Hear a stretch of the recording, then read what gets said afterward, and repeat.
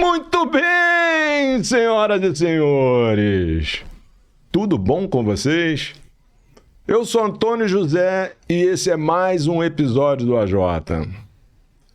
Você, meu amigo de fé que nos acompanha no YouTube, minha gratidão máxima. E você que nos ouve e acompanha no Spotify, I'm very happy with you.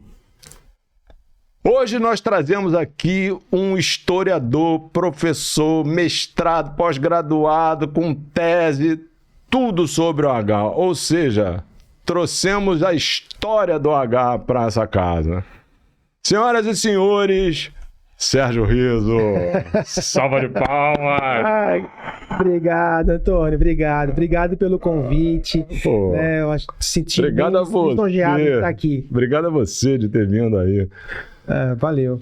Ô, Sérgio, a gente, como eu te falei, a gente tá falando aqui antes da gravação, cara, a gente começou com a pretensão mínima, né? Vamos fazer um negócio nichado, o pessoal que curte OH, a gente já foi chamado de outros nomes, né? Mídia, a gente era mídia alternativa, pegava uma berolinha ali de verba, virou mídia extensiva, a gente pegava a extensão de uma campanha, a gente pegava...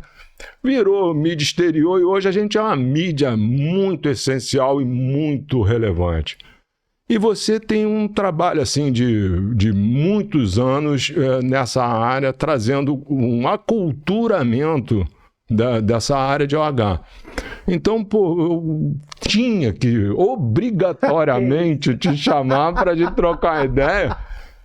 Pô, devo aqui a minha homenagem à nossa amiga Terezinha Abreu da Plurex, que é uma amada, uma querida maravilhosa, tá viajando, tirando ondinha na Europa. E aí é isso, eu te trouxe aqui pra gente conversar.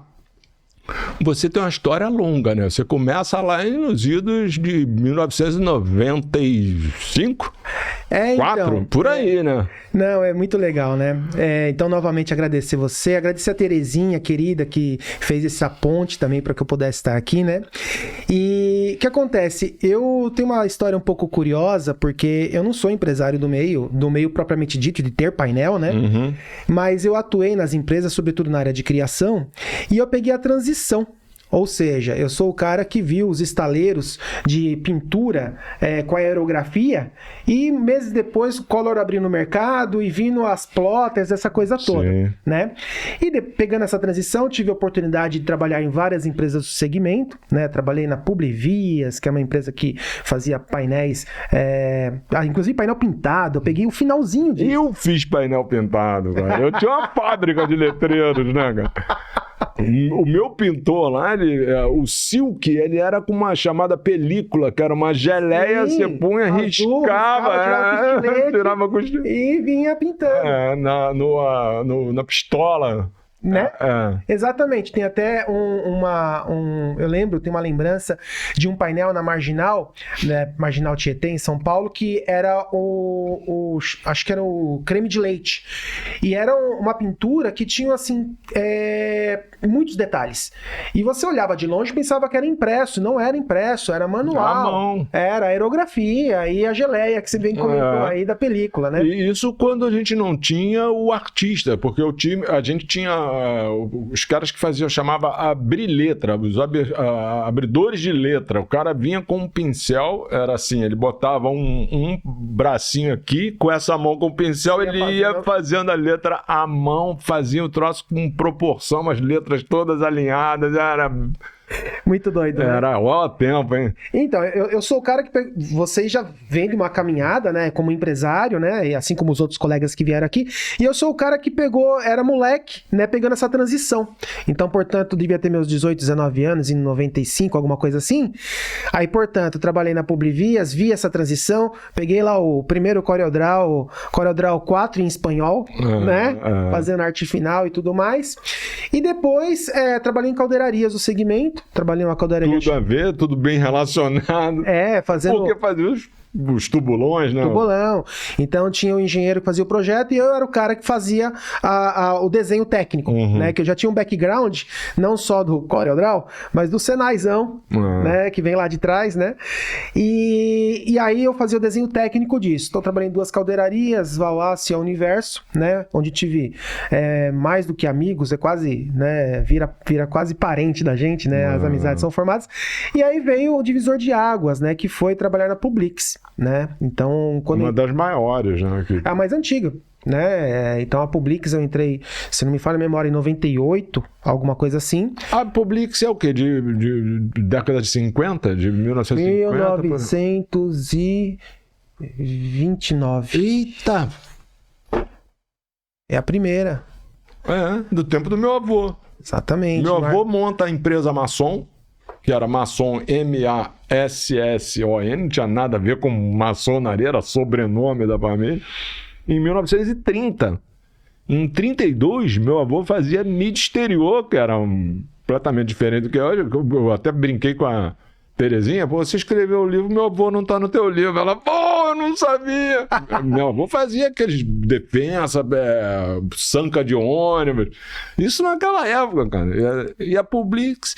Ela é de 29. De 29. Então, a Marta Patirô, que era a tia do Rodovalho, aliás, vou fazer um parênteses aqui, né? Luiz Fernando Rodovalho, que era o presidente, né? O dono da Publix, e que a minha história se cruza muito com o apoio dele, né? Nas coisas que eu vinha fazer posterior, né?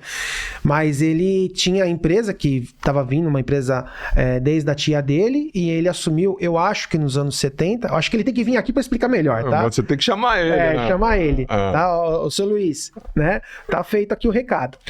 E aí o que acontece? Na Publix foi onde eu destrinchei, porque eu já tinha um background de criação, de mexer com a parte técnica, mas lá eram projetos que envolviam um pouco mais de marketing, então eu era o cara que fazia um mock-up. Antônio, você ia na agência, queria vender uma campanha de um carro, eu fazia 3D, aquele carro com luzinha, comprava lampadinha, fazia as coisas lá, né, para ajudar o comercial, né? E aí, posteriormente, eu já meio que assim, aquela gana de mais longe, né? Que eu tinha muita gratidão com a Publix, mas eu queria, não sei, aquela coisa que vem de dentro de empreender. Jovem, né? E aí eu tanto fui empreender, quanto fui fazer estágio, que é uma história curiosa também, né? E montei minha empresa, né? Isso em 2000, 2001, né? Ou seja, de dia eu trabalhava com mídia exterior, né? Em 97 eu entrei na faculdade, fui fazer o curso de geografia, que é muito também peculiar, e fazendo geografia à noite, de dia montei a minha empresa, né? E aí eu fui o primeiro estagiário com CNPJ, porque eu fui para a Secretaria do Meio Ambiente, eu fazia 6 horas, 20 horas semanais, não lembro ao certo, mas eu já pegava job de mídia exterior, mas eu queria fazer um estágio na minha área também. Então eu era PJ e também estagiário. Né? Governo municipal. Estadual. Secretaria aliás, Secretaria de Estado do Meio Ambiente, exatamente. E aí eu fui desenvolvendo a RS Projetos, né? Sobretudo com o meu sócio Roberto, né? Que foi quem bancou a brincadeira no começo, né? Depois tivemos outros parceiros, tal, até que hoje nós somos 3 sócios, né? Eu, o Roberto e o Marcos. O Marcos cuida mais da parte digital, o Beto administra, e eu sou de uma outra área. Eu sou a ovelha negra da mídia exterior, né? No bom sentido. E aí a gente pegamos o boom da internet, né? Você monta agência, você monta um negócio. Claro, tô dentro do meu core, mas o que aparecer, você começa a fazer, né? Então tivemos a oportunidade de fazer o primeiro site da New Balance no Brasil, fizemos vários projetos nessa área, fazemos até hoje. E eu peguei um rabo de foguete que ninguém queria pegar, como eu tinha esse background ligado à parte de projetos técnicos, fui começar a fazer, até com o finado engenheiro Paulo, que é um engenheiro muito conhecido em São Paulo, apoiou muitas empresas, né? Paulo Zamur, até fazer uma homenagem a ele, a Renatinha, filha dele que tá viva, que tá aí, né? Ele veio a falecer. E o Paulo Zamur, ele fazia o projeto técnico, eu desenhava. Era o meu job. E aí, em algum momento, Serginho, precisa de alguém para falar o que pode, né? E eu fui ler lei, cara. Fui ler a legislação de São Paulo. Ler lei. Exatamente, para poder dar consultoria em tirar a licença de anúncio. Em São Paulo. Em São Paulo. Os Cadan lá. Cadan. Então, o que acontecia? Eu pegava uma empresa, vamos supor, você tinha um acervo. Serginho, eu tenho aqui um acervo de 1000 outdoor, só para dar um exemplo. E foi mais ou menos isso que eu fiz muitas vezes. Eu falo, calma aí, me dá a documentação. Eu fazia um levantamento. O que era licenciável, o que não era licenciável. Entendeu? Sempre trabalhando na lisura, né? E no que era licenciável, vamos para campo. Vamos lá medir, vamos lá fotografar, documentar, juntar IPTU, juntar CCM, juntar isso, dar entrada na prefeitura e fazer a gestão disso.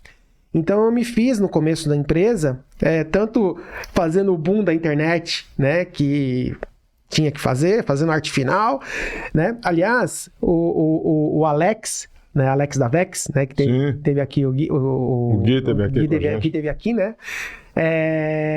Eu fechei muita arte para Alex, né, no começo, né, que o Alex teve um começo também bem mais modesto do que ele é hoje, né? O Alex é um querido, né? E na época eu peguei esse rabo de foguete. E aí o que acontece? É o tal negócio, né? Todo mundo que, por onde eu trabalhei, né, eu tenho muito orgulho de dizer isso, sempre porta aberta. Né? Sempre sendo pela porta da frente, né? Nunca tendo problema e tudo mais. Então, quando você monta a sua empresa, os seus antigos patrões viram seus clientes. Sim. Né? Parceiros, né? Parceiros. E aí tive a particularidade de estar em São Paulo no momento da Lei Cidade Limpa, né? E assim, em 2006, portanto, né, que o bicho pega da Lei Cidade Limpa, eu tô com a minha consultoria de tirar licença. Aí dá uma caída, né? O pessoal de mídia exterior do painel publicitário, né? Eu continuo com um indicativo. E aí, em 2008, começa a ter um esforço para voltar a ter o CPEX, porque o CPEX praticamente foi... dizimado. Exatamente, né? E aí, em 2008, para minha surpresa, quem é o presidente do CPEX? O Dovalho. Aí eu marco reunião com ele, tomar café, não sei o quê. Aí, seu Luiz, tô à disposição para ajudar, não sei o quê, de ter projetos. Eu acho que eu apresentei para ele 10 projetos e ele aprovou 15. Era uma coisa assim. Então, na época, só para você entender, Antônio, nós fizemos uma exposição itinerante de mídia exterior, que ia de faculdade em faculdade, dava palestra sobre mídia exterior. Ele foi quem bancou meu primeiro livro, que foi a partir do CPEX, né? Que eu tinha esse projeto, que é a mídia exterior na cidade de São Paulo, né? E, CPEX topa. Aí fizemos a primeira edição com 1000 unidades em 2009. Em 2014 fiz uma reimpressão, que também já acabou. Então esse aqui, eu tô te dando o penúltimo. Esse é o penúltimo, o último tá lá em casa. Você sabe, agora, vou te contar uma história, aproveitar para fazer um merchanzinho. Minha esposa tem um site chamado livrosdifíceis.com.br. E o objetivo do Livros Difíceis é exatamente encontrar peças raras, esgotadas e criar o acesso ao consumidor desse material que está eventualmente disperso por aí em sebos. E nesse site você entra lá e fala, eu queria encontrar esse livro aqui, que você não vai encontrar isso aqui em lugar nenhum, o livro da Terezinha, você não vai encontrar em lugar nenhum. E o que é curioso é que ela já tinha achado esse livro. Olha só! Que legal! Eu pedi, Patrícia, eu queria que você achasse toda a bibliografia que você encontrar no planeta, não importa o idioma, você encontrar. Tem mais, chegaram alguns, a gente está criando aqui um acervo, o objetivo desse conteúdo é exatamente criar cultura nisso aí, que esse trabalho que você está fazendo.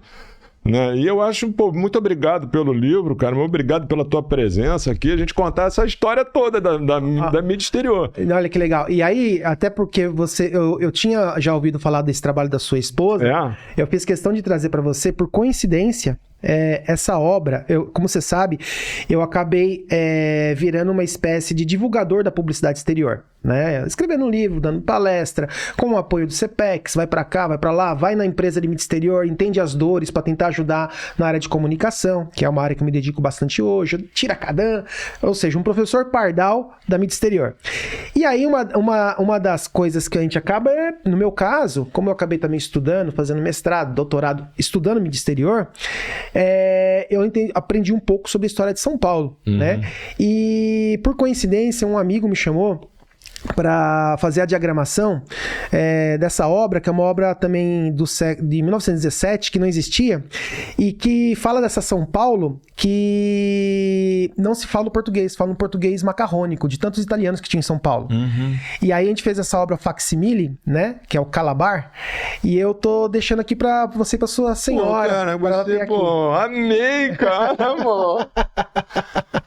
Tu vai deixar isso pra mim mesmo, cara? Então, que bacana. É bem legal porque, independente de tudo, tá mostrando algumas situações de São Paulo, inverso, mas não é português e não é italiano. E é uma genuidade. Aí um amigo meu, né, o Edu Cemitério, grande amigo. Qual o nome? Edu Cemitério, né? Tem uma história por trás desse nome também. E o Edu, ele falou, Sérgio, tenho essa obra aqui, não existe mais ela, eu quero reimprimir. Falei, então tá, deixa que eu diagramo e você publica como facsimile. E aí tá aí. E aí você vai ver que é uma mistura. É um idioma difícil até de compreender. Exatamente. Tamanha rata, me desculpa esta fraqueza. Bom, muito obrigado, cara. Isso, eu que agradeço. Vai ficar aqui e ajudar aqui no nosso acervo. E aí o que acontece? Só falta dizer que vai me dar esse aí também. Esse eu vou também dar. Também tem outra história por trás desse aqui. Então vamos lá. E aí no CPEX eu tive a oportunidade de ter vários projetos lá a partir de 2008, na minha empresa RS Projetos, né? E desde então fizemos jornal, fizemos curso, fizemos uma biblioteca de mídia exterior, né? O que acontece? Você não tem tanto material como você mesmo já comentou. No entanto, iconografia. Porque quando você pesquisa a iconografia das cidades, o que vem junto? Vem a estética da cidade do período anterior. E aí você encontra o painel. Então, por exemplo, eu tenho uma das obras muito legais que eu tenho comigo, que tem lá uma empena de 1905, indicando onde você comprava a lista de horários do trem. Então tem uma empena para te avisar que pintada à mão, que na rua tal, número tal, você compra a lista de horários de trem. Então, por aí, nessa parte de buscar as imagens, você começa a ver uma outra cidade. Porque eu acho que nós temos na nossa mente, na minha opinião, uma percepção de que o passado era preto e branco. De que no passado as pessoas elas não eram tão arrojadas ou digamos assim, que faziam coisas diferenciadas, né? E não é assim.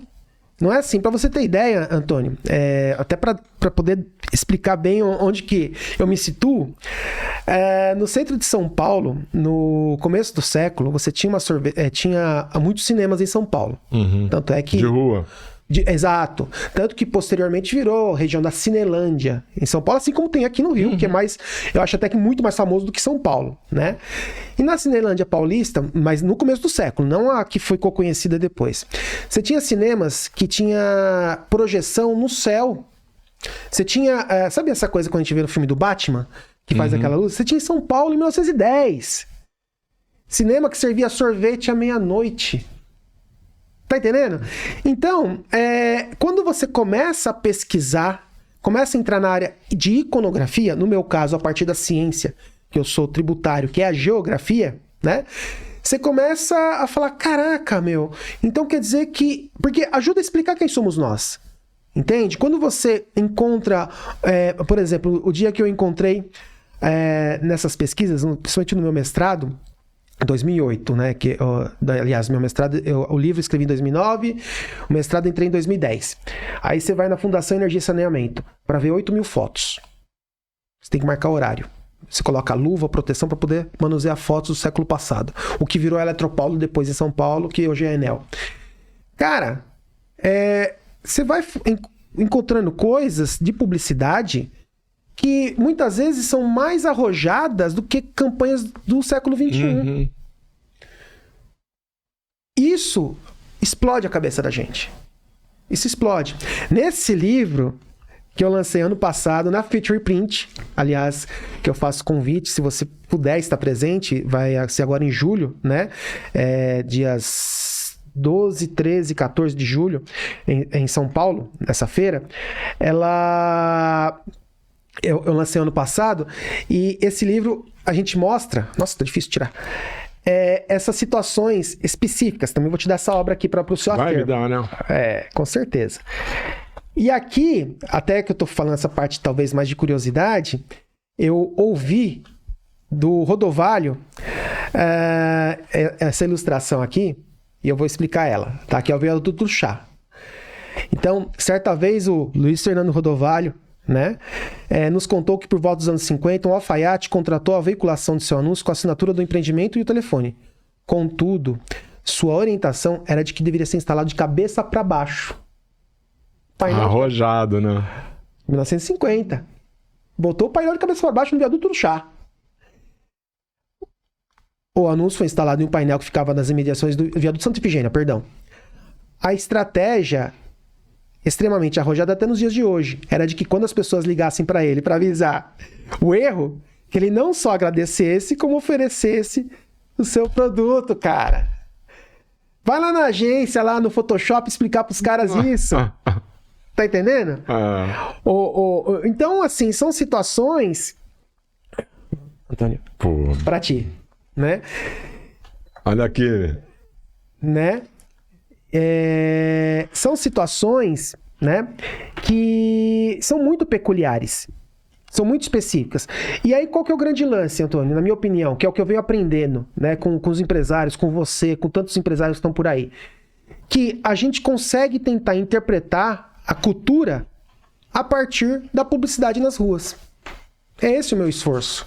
E se você sabe que a Terezinha fez um estudo também bacana, né? Ela foi buscar lá a história da mídia externa e acabou chegando na mobilidade, né? No trem. Aí você contou a história aí do cara que lá em 1905 fez um anúncio na parede para falar do trem. Então já estava ali.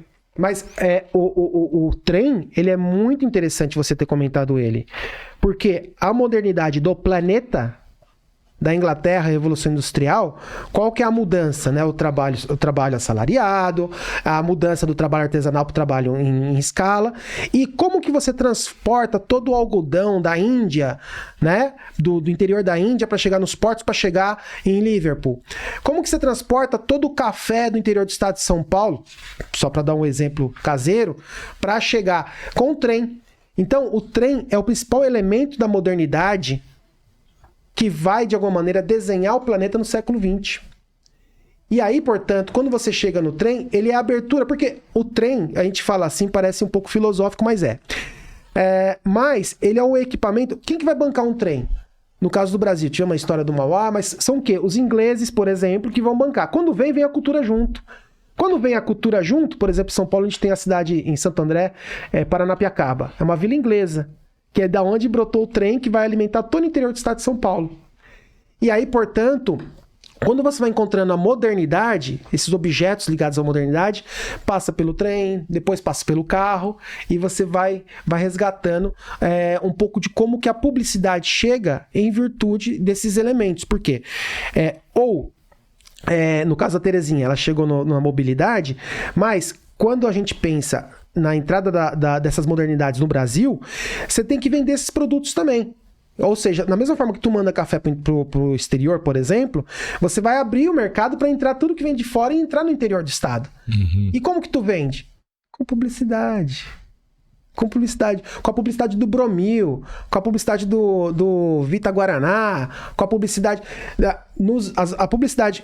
Uma vez, quando eu estava escrevendo esse livro, o Ministério da Cidade de São Paulo, eu fiz uma pesquisa na Central de Outdoor, né?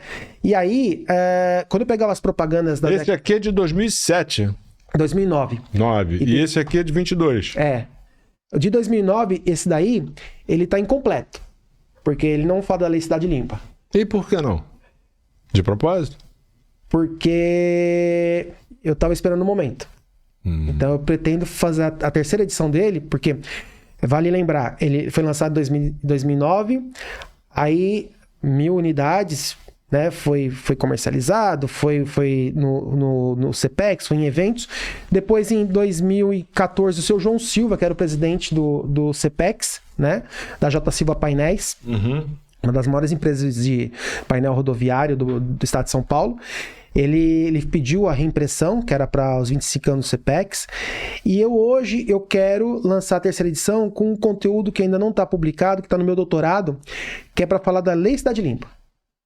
Que é um assunto um pouco espinhoso, mas eu já estou me sentindo um pouco mais à vontade. Eu adoraria que você falasse aqui. Se puder. Posso. Não, é o seguinte, como eu disse para você, quando a gente pensa, no meu caso, a minha avaliação científica da publicidade é você poder, dentro das ciências humanas, que é de onde eu caminho, interpretar a sociedade a partir da publicidade. Ou seja, uma hora eu estou olhando o que tem na publicidade, a estética, outra hora eu estou olhando se existe ou não existe e como existe. Quando eu venho para a Barra, vejo um painel eletrônico atrás do outro, está me contando uma história. Eu já sei que aqui alguma coisa está acontecendo. Tá entendendo? Da mesma forma que quando eu vou para Buenos Aires e eu vejo muito painel, muita coisa. Então eu começo a trabalhar, entender a cultura. Aí eu te pergunto, quando você chega na cidade de São Paulo e não pode nada, qual o significado disso? O significado disso é que nós já temos uma cultura de falta de identidade com o espaço público. Eu te pergunto, sendo muito... Faça a pergunta. Eu quero que tu faça a pergunta que eu vou fazer a resposta. Perfeito. Vamos lá. Primeiro ponto. A motivação da Lei Cidade Limpa. Tá? Coisa que... Política. Dá um passo para trás. Tem um passo atrás. Na Folha de São Paulo, Diário Popular de 2004, de 2004, tem lá. A divisão da grande mídia. A campanha do Serra me deu calote. Ah, sim.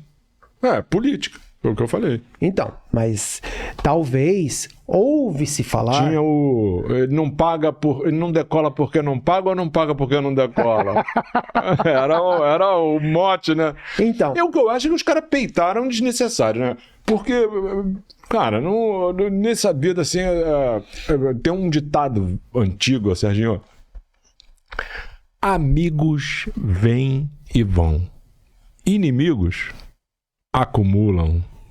Você entendeu? O cara desse, nós estamos vendo agora um processo político com muito ódio e muita retaliação, muita vingança, né? E foi exatamente o que aconteceu nessa época. Matou a charada. Então, esse é o primeiro passo. Só que tem alguns elementos que foi para ter o furacão perfeito, né? Para ter o furacão perfeito, você precisa de um relevo adequado, você precisa da época do ano adequada, você precisa da situação climática adequada. Calor, a atmosfera adequada. Tem que ser para ser perfeito. E qual foi? Foi o seguinte, o primeiro você já levantou. Talvez existe a possibilidade que esse político pudesse vir a perseguir esse meio. Eu não posso afirmar. Eu estou afirmando? Não estou afirmando. Tá? Mas talvez.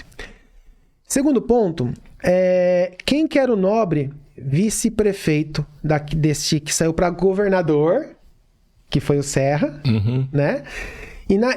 Logo nos primeiro e segundo ano dele como prefeito, ele já começou essa articulação para criar a Lei Cidade Limpa. Sim, um projeto de lei do executivo, isso não partiu do legislativo. Exato, exatamente. Então o que acontece? Naquele momento, quando, primeira coisa, supostamente, né, pode ter havido alguma preocupação maior com esse segmento do que outros assuntos, tá? E aí tem uma estratégia, por isso que eu digo, é um furacão perfeito. Primeiro ponto, vamos dar um passo para trás. Lembra da história da modernidade, que nós falamos do trem? Então, qual que é a modernidade no final do século XX? É a informática. Olha nós aqui. né? Se não fosse informática, não estaríamos aqui. E é a internet, naturalmente. Já há algum tempo, a Marta Suplicy, quando prefeita de São Paulo, tentou implantar um sistema de fiscalização de publicidade, se não me engano, em 2002. Criou o famoso Tigrão, que era um veículo que andava pela cidade. Né? Hoje já é comum você ver veículos que andam pela cidade e para pegar a questão de multa de trânsito, coisas desse gênero. Pelo menos em São Paulo tem uns carros que vão olhando Zona Azul, né? E aí foi criado o Tigrão na época, para tentar mitigar a publicidade. Vamos combinar que tinha exagero. Ponto. Óbvio. Tá? Tinha exagero. Tinha. O próprio segmento sabe disso. Tá?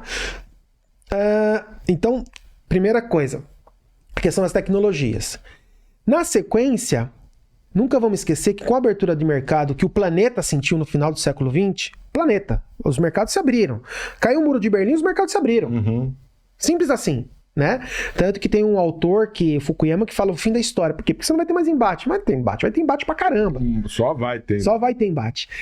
E aí, salta aos olhos, neste período, uma certa geopolítica também das empresas. Então pensa comigo uma coisa. Uma coisa é o Antônio aqui, regional. Uma coisa é o Rodovalho lá, regional. Outra coisa é Terezinha aqui, regional. Tá tudo certo. Outra coisa, meu amigo, são multinacionais que tem o aeroporto de Sydney, que tem a concessão da capital de Tegucigalpa, na Guatemala, que tem Lisboa, que tem o planeta. Tinha empresas que já estavam nesse core desse mercado chamado mobiliário urbano, ou também, né, de mídia pensando global, que vai chegar na América Latina com tudo no final do século XX. Nenhuma novidade. Então já havia uma pressão. Tanto que existia uma assim como esse primeiro boato que eu disse para você, de que talvez houvesse uma preocupação no condicional. Tal. Existe também um boato que existia um certo interesse, talvez, da Marta, na época, de favorecer a criação de uma licitação do mobiliário urbano, porque, inclusive, né, é um boato, tá? Então, mas isso dá um tempero da época, né? Porque, inclusive, o esposo dela era o Fábio, que tinha uma relação com a Decô, se eu não me engano, né? E tudo mais. É boato, não posso confirmar. Mas, de toda forma, eu tinha esse background.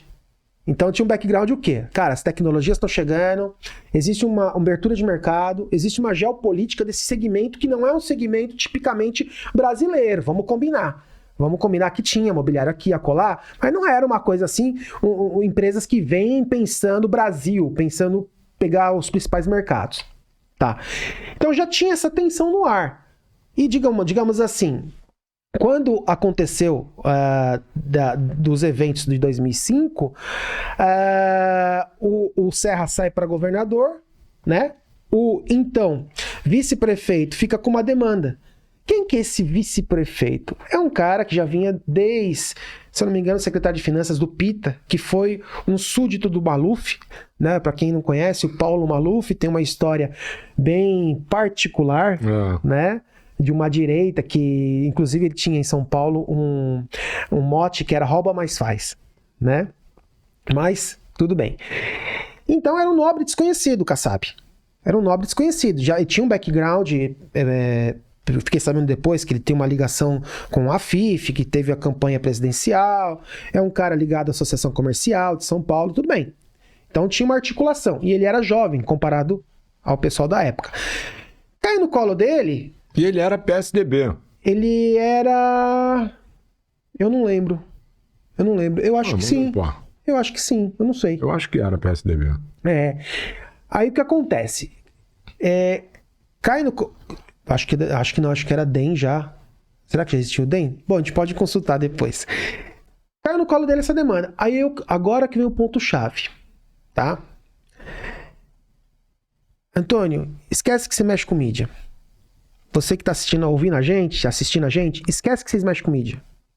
Se eu chegar agora aqui e propor para você uma lei que tem o slogan Cidade Limpa, semioticamente, quem vai ser contra? Nobody. Ninguém. Vamos juntar as peças. Porque não dá para explicar com uma peça só. Tá? Nós temos um contexto, que é um contexto de grana pesada da Gringolândia, que eu meio que expliquei por alto. Tem algumas tensões no ar. Tem, talvez, uma questão de, né, uma preocupação desmedida. E aí, o que acontece? Né? Um nobre desconhecido vê um projeto de lei que tem um slogan que é campeão. Cidade limpa. Seria, sei lá, Coca-Cola é isso aí. Me fala os melhores slogans que você for imaginar. Esse era o mais vendedor. E aí eu te pergunto, que mobilização popular pode existir contra uma cidade limpa? Claro que a cidade limpa, só nesse slogan, promete muito mais do que entrega. Porque a entrega é especificamente, né, cancelar a mídia exterior tradicional. Essa que eu pesquiso, que existe desde 1929 e muito antes. Tá certo? E sabendo que, sim, existiam problemas, mas não houve um diálogo. Tá?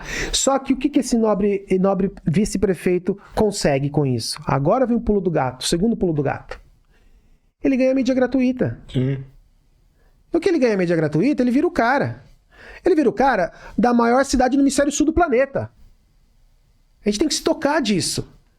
Não é questão de falar que São Paulo... Não, São Paulo é desigual, é ferrado como qualquer capital do Brasil, ponto. Não vamos... Entendeu? Não tem bairrismo aqui, né? Mas, cara, se você tem uma multinacional na Grécia, você tem que ter em São Paulo. Se você tem uma multinacional na Roma, você tem que ter em São Paulo. Por quê? Porque população, business quer... Entendeu? É importante. Tanto é que a única concessionária da Ferrari fora da Europa é em São Paulo. Por exemplo. Né? Então, dito isso, como eu disse, é o furacão perfeito. Né? Existia, já estava ligado que tinha uma tensão, e ele pega para si, ganha uma mídia gratuita. Nessa ganha uma mídia gratuita tem um pulo do gato, que é o seguinte: os meios, na sua maioria, são parciais, não são imparciais. E por que são parciais? Óbvio elementar. Farinha pouca, meu pirão primeiro. Meu pirão primeiro. Então o que acontece? O pirão da rádio, da TV, do jornal... Tá certo? À medida que elimina um dos cavalos, são só outros cavalos para ganhar. Né? A disputa de share é uma disputa grande, né? Porque você tirou TV, o share do resto, né? A época, né? Eu lembro que a mídia exterior tinha um share de 3%, 4%, variava, né? Então, assim... Hoje tá perto de 10%. Hoje tá perto de 10%. E sem São Paulo. Agora, você não acha que é curioso? Eu tenho me perguntado demais isso. Por que o pessoal não trabalha em cima disso? Porque se houve uma lei lá em 2006, é perfeitamente possível que haja uma nova lei em 2000, 2002, 2010, 2020. Ninguém... o paulistano, ele se acomodou numa situação que me incomoda. Eu sou carioca, velho. Eu não entendo, eu não consigo compreender como eu vejo vários caras saíram do campo da veiculação, foram para planejamento, foram para outras atividades ligadas à mídia OH e abandonaram o barco. Não, isso aí... Vamos lá. Passou. Eu falei, eu tive aqui com o Marcinho, eu falei... O que passou? Eu tive com o Chico Preto. Sim. Pô, o que passou, Chico? Não passou porra nenhuma, cara. Continua. Nós estamos em 2023, velho. Você anda na cidade de São Paulo, é uma cidade cinza, sem luz. A mídia externa, de alguma forma, ela traz... se você viaja para uma cidade e vai embora dela, como é São Paulo hoje, sem nenhuma presença dos players do comércio, sem nenhuma pujança, você vai embora achando que aquela cidade lá tá mortinha da Silva. Entendeu? Ela não tá vibrando. E aí eu não entendo por que as pessoas não votam, não chamam lá os seus vereadores, os caras que têm voto. Chamam os caras e falam, cara, vamos reestudar isso. Porque isso aqui foi... Vamos cortar o cabelo. Aí você chega lá, mano, tá muito excesso, né? A mídia externa, muito excesso, meu cabelo tá muito grande, corta aí. Aí você dorme, o cara raspou a cabeça. Você não tem... Porra! Foi o que aconteceu, né? Ele não aparou o excesso, ele não regulou nada. Não regulou porque não era técnico, era político. E não tinha interesse nenhum em ter o custo da vigilância e do policiamento. Ele não tinha interesse nenhum em investir nisso para que tivesse... Por quê? Exatamente, para ele não interessa. Mas eu tenho certeza que um comerciante em São Paulo... que tem uma loja, Sim. que tem uma frente de rua com 100 metros de comprimento, ele não está satisfeito de ter um luminosinho de 1,5 m quadrado. Que a Regina Monteiro acha, não, isso está muito bom. Bom para quem, Regina Monteiro? Então, é aquilo que a gente conversou. É o furacão perfeito. Né?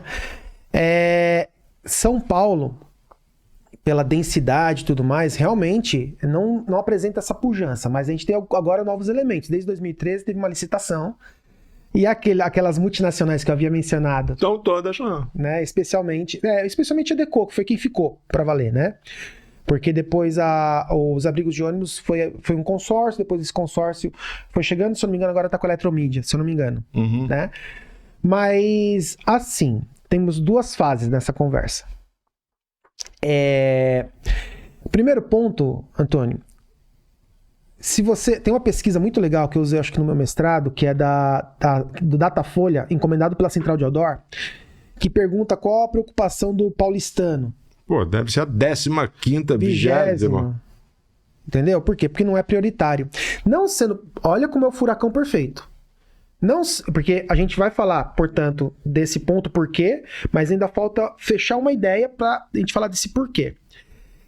Se não é tema de primeira ordem, cara, São Paulo, só na estação Sé de metrô tem 3 milhões de negros às 6 da tarde, filho.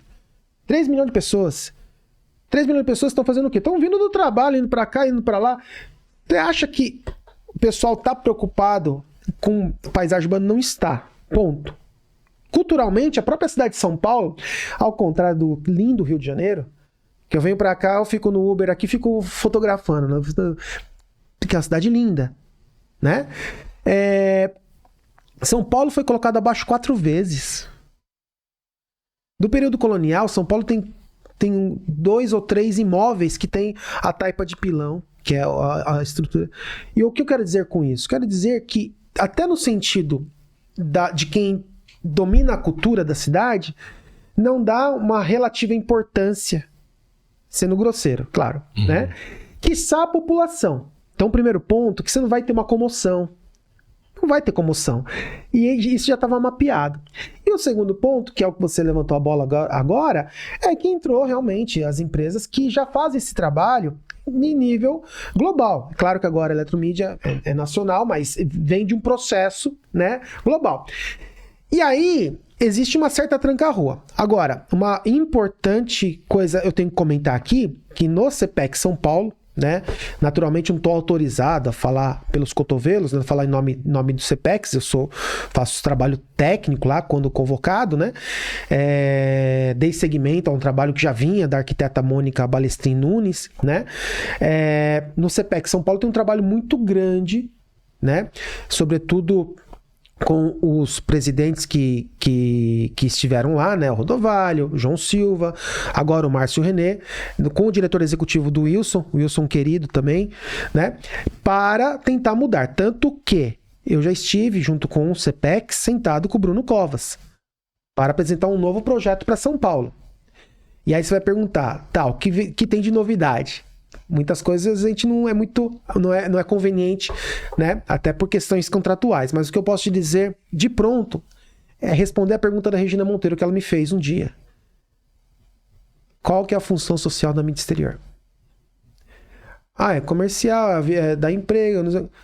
Qual é a função social da mídia exterior? E eu acho... Inclusive, eu lembro do Rodovalho falar de um tripé. Vamos ver se eu vou saber lembrar. Que é tributação, fiscalização e leis simples. Se eu não me engano, não era isso. Talvez eu esteja errando aqui. Mas tributação e a parte de fiscalização tem que existir. Porque senão, você faz aquilo que eu já ouvi de alguns publicitários, que é você joga a água da banheira com o bebê dentro. fora, né? Todas as capitais do mundo têm a publicidade exterior, tá? Todas as capitais, as importantes capitais, vamos colocar dessa maneira, né? E elas ajudam a definir a identidade. A própria ausência, e isso é muito doido, a ausência da mídia exterior em São Paulo me conta uma história. Me fala do quanto que nós somos opacos. Me fala como que eu tô falando de uma maneira pessoal, porque eu posso, né? Eu sou paulistano, então eu posso me chicotear, né? Mas o quanto que a gente é desinteressado até pela coisa pública, tá? E especialmente nesse sentido que você deixa de colocar luz na cidade e usar as possibilidades. E eu encaro hoje que uma das respostas para a Regina Monteiro, e eu tô colocando isso na terceira edição do livro que eu tô sambando aqui, que é o seguinte, Antônio, eu não vou falar né? O share hoje da mídia exterior tá em que lugar no ranking? Segundo lugar, não é isso? Segundo, terceiro lugar? Tá ali entre TV... Terceiro lugar. Terceiro lugar. Entre TV e o online. Online, TV, out of home. Certo? Se esse share ele é relativo, é porque dá resultado. Certo? Dá resultado. Ok. Aí eu te pergunto, ele dá resultado porque a mídia exterior, por essência, ela trabalha um convencimento, uma lembrança, uma memorização, uma informação no espaço público. Nenhuma novidade. Se a gente vende, se o segmento está vivo, tanto que a gente está aqui, por que a própria prefeitura não se utiliza de parte dos espaços da mídia, até para um novo projeto, estou dando aqui meio que a deixa, para isso. Entendeu? Ou seja,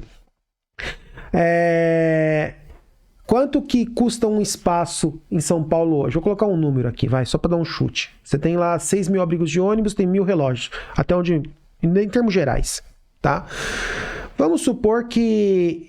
O que existe, tá? O que existe. Mas vamos supor que tivéssemos mais 4.000 painéis, só para dar um número aqui. Né? Ou seja, você tem um lote da Deco, você tem a Eletromídia e tá lá, a prefeitura liberou um lote de 4.000 painéis, tá? Num padrão. E hoje, desculpa, é o digital. Chorou, parou. Né? Estamos caminhando para a digitalização. Se eu vender uma veiculação por R$1.000, por exemplo, só para dar um número, será que o segmento aceitaria oferecer dentro de um looping 20%, 30% do seu espaço só para utilidade pública? Será que se o telefone do Disque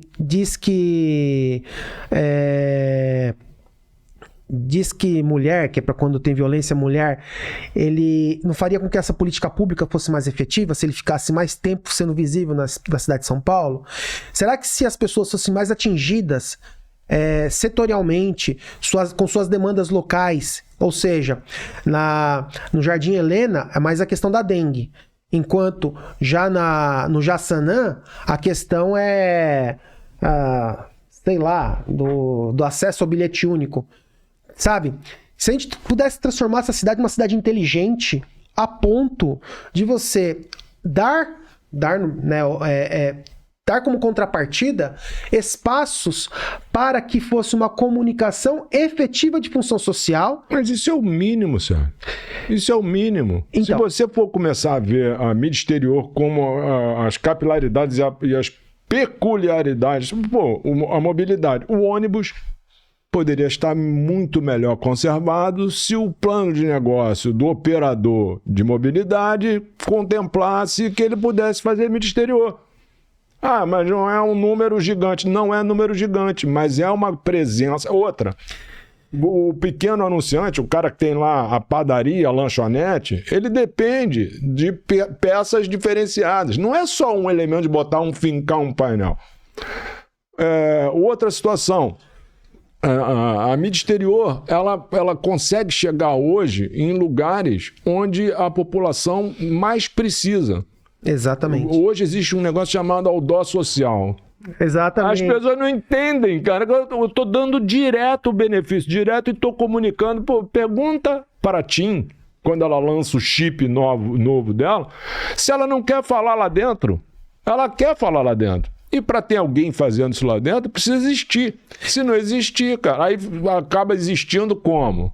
Na marginalidade. Na clandestinidade. Na clandestinidade. Por quê? Porque existe uma restrição na cabeça de uma senhora que fala, para que isso? Entendeu? Essa senhora, ela é estatutária, ela vai ficar lá. Mas ano que vem tem eleição de novo para prefeito. Ano que vem a Câmara provavelmente vai oxigenar, vai mudar. Algumas pessoas saem, outras se elegem, outras não se elegem. Eu acho que hoje o CPEX ele apresentou projetos muito interessantes. Eu tive a oportunidade de apresentar junto com os diretores do CPEX um projeto para a volta da Ministério de São Paulo na CPPU, na Comissão de Proteção à Paisagem Urbana, tá? Mas como se pode imaginar, né, a coisa não andou.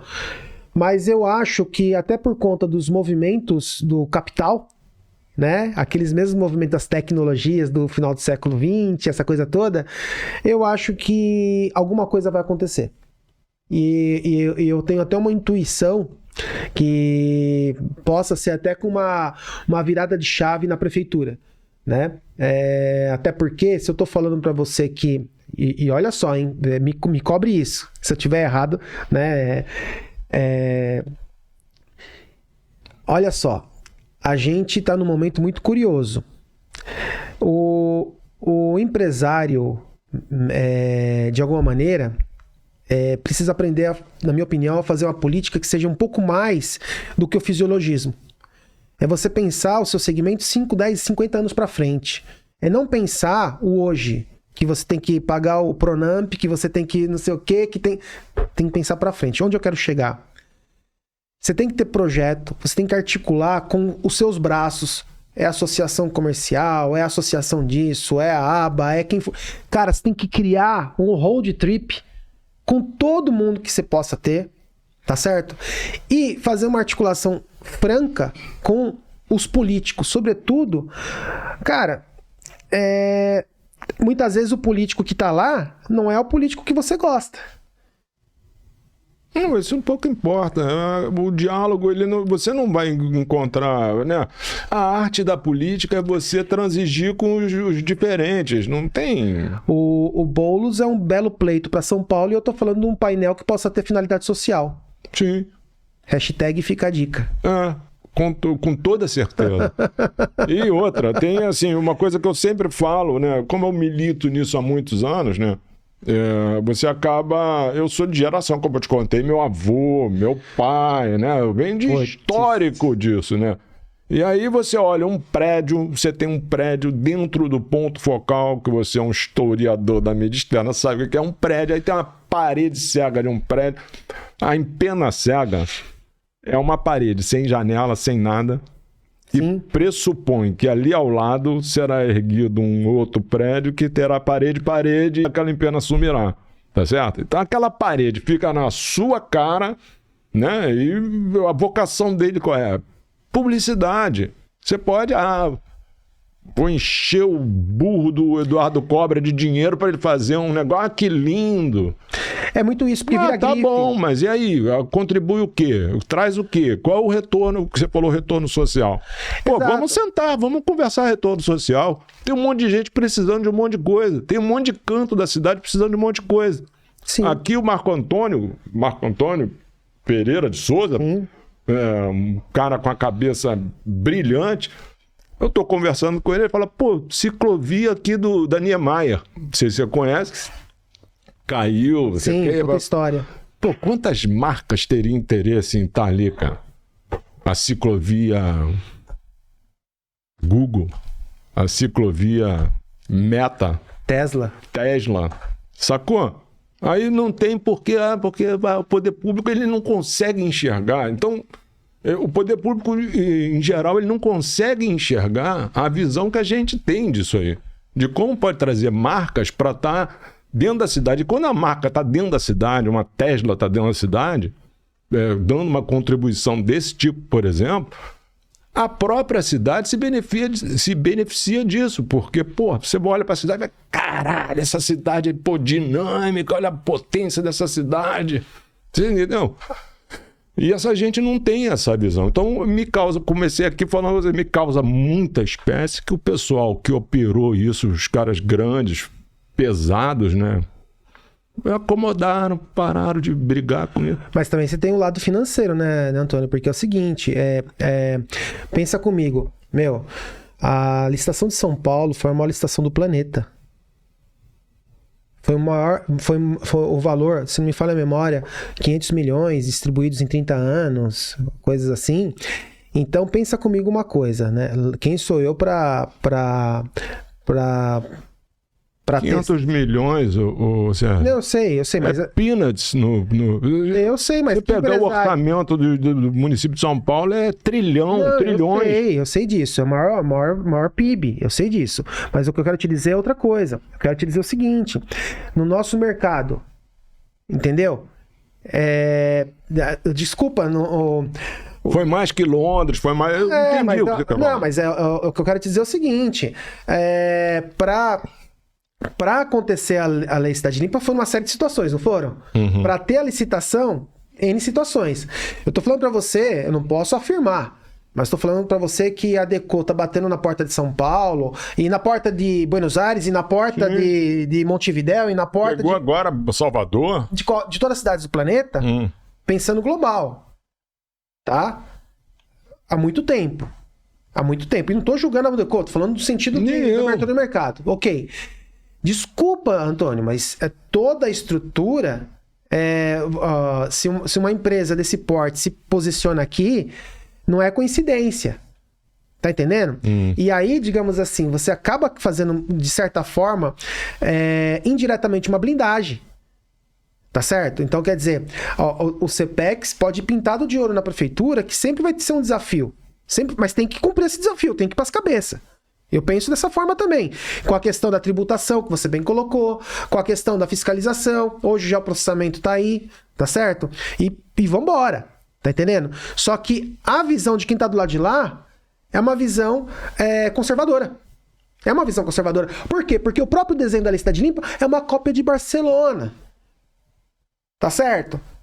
Vai conhecer o Brasil. Aliás, as falas aqui do Chico Preto e dos demais que estiveram aqui, vai conhecer o Brasil. Tá entendendo? Vai conhecer o Brasil. Pô, tá vendo os episódios mesmo, tá acompanhando, né? Claro, nossa. Tá inscrito no canal? Tô inscrito no canal, muito bom. Ou seja, a gente vem de uma visão colonial. Nas ciências humanas chama de colonial. E nosso esforço hoje é para tentar ter uma decolonialidade. Eu quero me conectar com você, com o empresário A, B, C e D, criar uma rede brasileira de mídia exterior para ter utilidade pública e com isso criar um repertório que vai dar fôlego para todos os CPECs, que vai criar um repertório para ir nas prefeituras, para mostrar a importância, tá entendendo?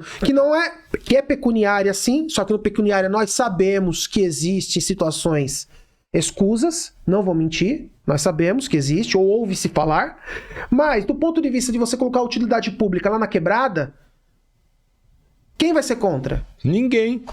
De sã consciência, ninguém. Entendeu? Então, o que acontece? A gente tem que sair daquela situação de que eu tenho um vereador de cabeceira, que eu tenho um político amigo. Cara, quando eu escuto isso, me dá arrepio. Eu entendo... Eu tenho uma passagem engraçadíssima aproveitando isso aí. Eu quando entrei nesse setor, novinho, né? Aí veio um sujeito que nem tá mais no segmento, nós estávamos num lugar lá trocando a ideia, tava todo mundo assim, aí esse sujeito levanta, vem na minha direção, ele era grandão. Quem é o seu padrinho? Quem é o seu padrinho? Aí eu pra ele, tio Aristides.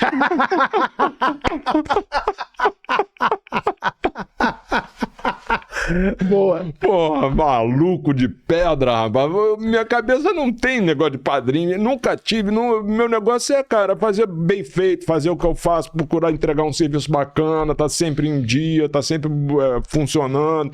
Eu passo pros meus filhos hoje que não há nenhum espaço, zero espaço para essas coisas de subterfúgio, de esperteza. Não há. Você quer ser um empresário bacana, Primeiro é assim, ó, olho no olho. Você tem que olhar no meu olho e enxergar transparente. Você não pode ter, pô, esse cara falou isso, mas será que ele queria dizer isso? Quando você fala isso, o cara sabe, pô, esse cara disse isso. E é curioso, né? Agora, saindo um pouco desse negócio de lei Cidade Limpa, que pô, é um assunto que estressa para caralho, né, mano? Eu fico possesso com isso. Não, e dela irradiou, né? Eu lembro de ter mapeado 50 leis Cidades Limpas no Brasil que não são para publicidade, mas pegaram o marketing disso. Sabe da Coca-Cola que vira pra Pepsi-Cola? Sim. Então, quer dizer, pegou o marketing disso. Tanto é que, só pra finalizar a lei Cidade Limpa, quanto que a exposição do Kassab fez ele virar prefeito pelo voto, ganhando da Marta, inclusive em distritos pobres de São Paulo. Eu pesquisei isso. Quando você pega o mapa de São Paulo, você tem distritos que é de pobre, de comunidade, e que o Kassab ganhou. Ganhou por quê? Porque apareceu na TV. Apareceu na TV por quê? Porque pegou uma lei que tinha um mote legal, fez acontecer, a mídia abraçou ele. Por quê? Porque também tirava o share da mídia exterior. E aí ele conseguiu se popularizar. A tempestade perfeita. A tempestade perfeita. E esse vai ser o teu terceiro... Vai ter esse capítulo. Ah, pô, legal. Vai ter esse capítulo. Porque, na verdade, eu parei ali em 2006 e tal. Eu falei, putz...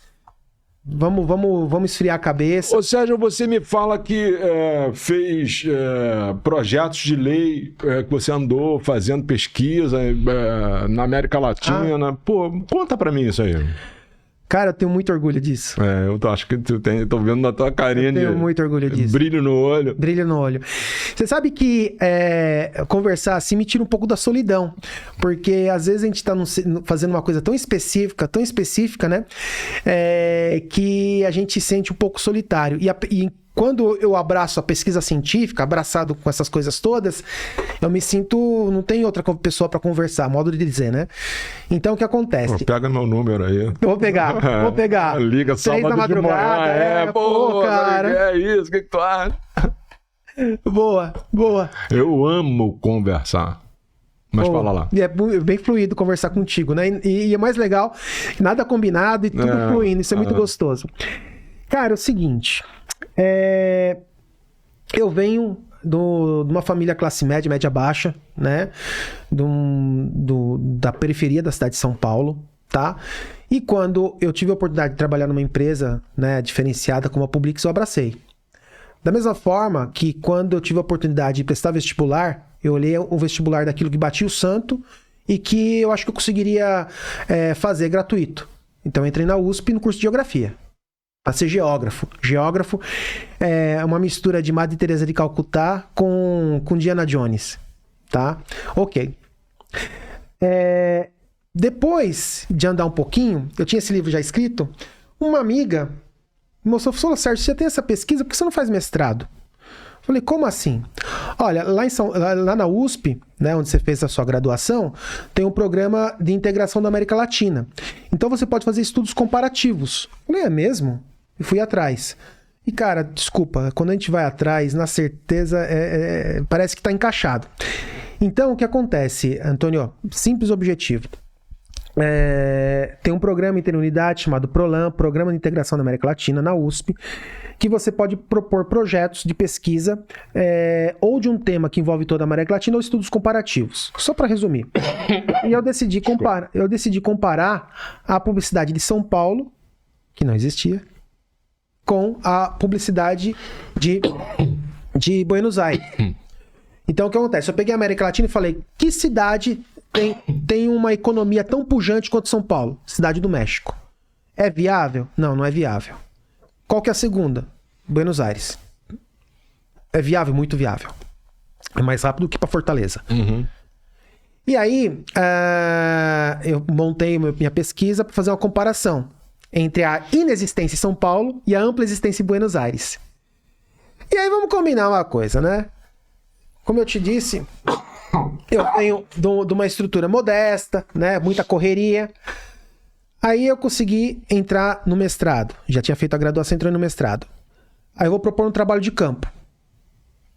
Se eu vou fazer um trabalho de campo em Buenos Aires, why not aproveitar, não sei quando eu vou fazer isso de novo, e dar uma estendidinha. Vou a Santiago. peguei um voo para entrar em Montevidéu e eu já tinha um voo para sair de Santiago. O resto por minha conta. Então o Prolan me deu um apoio financeiro na época, não lembro de quanto, talvez uns 500 mil reais para a época, né, de uns 12 anos atrás. E o CPEX também me apoiou. Pô, muito bom. O CPEX me apoiou. Eu fiz um acervo de 7.500 fotos de publicidade exterior. Eu desci do avião em Montevidéu, mochilão, totalmente mochileiro. Eu tinha meu campo para fazer em Buenos Aires. O que era o meu campo? Era mapear painel, olhar painel, fotografar painel, fazer entrevista. Fiz entrevistas maravilhosas com o apoio do Carlos Guzman, um jornalista especializado em publicidade exterior de Buenos Aires, que eu conheci a partir do jornal do Mussolini, do Jorge Mussolini, o E Agora. Jorge. Né? Um amigo também.